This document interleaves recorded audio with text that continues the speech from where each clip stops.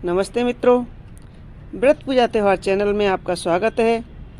प्रतिदिन की तरह कार्तिक मास के महत्तम की 27वें अध्याय की कथा सुनेंगे।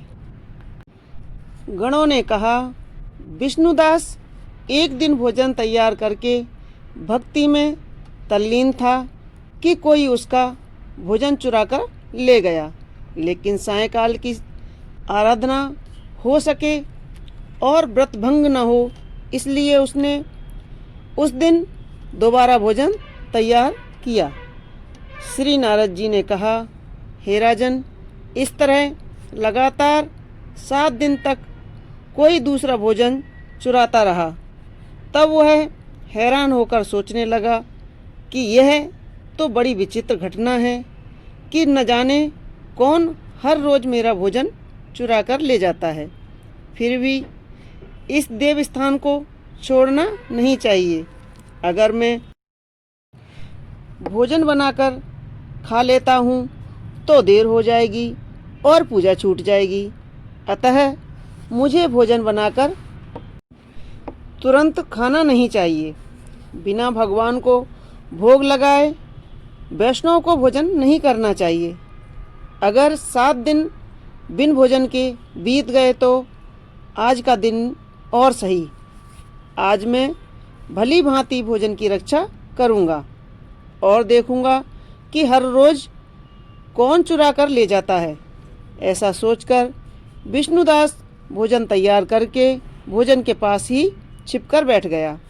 उसने थोड़ी देर बाद देखा कि वहाँ पर एक चांडाल आया, जिसका शरीर बहुत दुर्बल था। उसके शरीर पर केवल चमड़ी मात्र ही दिखाई देती थी। जब वह चांडाल भोजन चुराकर चल दिया तो विष्णुदास ने पुकारा, हे भाई, यह रूखा भोजन ले जाकर क्या करोगे? घी तो लेते जाओ। ऐसा कहकर वह श्रेष्ठ ब्राह्मण आगे को बढ़ा। विष्णुदास को अपनी ओर आता देखकर वह चांडाल तेजी से दौड़ने लगा। वह ब्राह्मण से डर गया, लेकिन दुर्बलता के कारण दौड़ तो न सका था। अतः वह भूमि पर गिर पड़ा और मूर्छित हो गया। चांडाल को मूर्छित देखकर विष्णुदास लपककर उसके पास पहुंचा और अपने वस्त्र से उस पर हवा करने लगा। और उसके बाद उसने जो कुछ देखा उसे देखकर वह आश्चर्यचकित हो गया। उसने देखा कि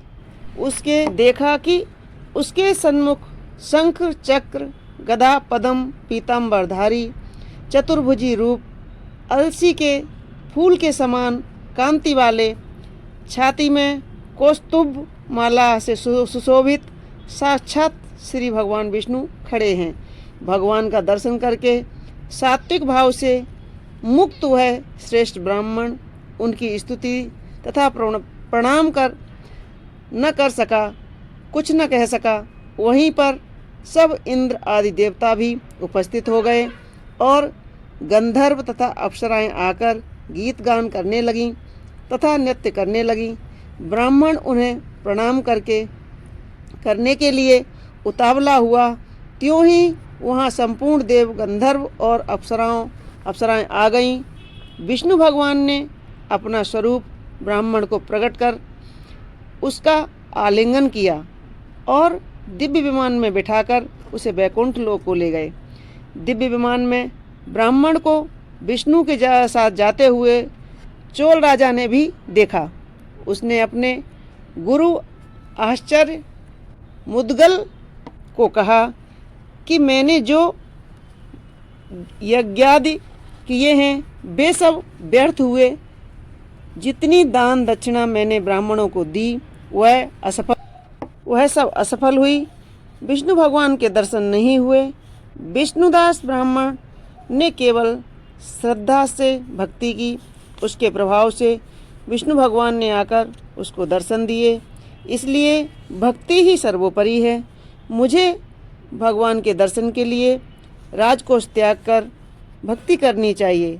राजा ने के कोई पुत्र न होने के कारण अपने भांजे को राजगद्दी का अधिकारी बना दिया और आप विष्णु भगवान की भक्ति करने के लिए बहुत काल तक भक्ति करने के बाद भी विष्णु ने दर्शन नहीं दिए।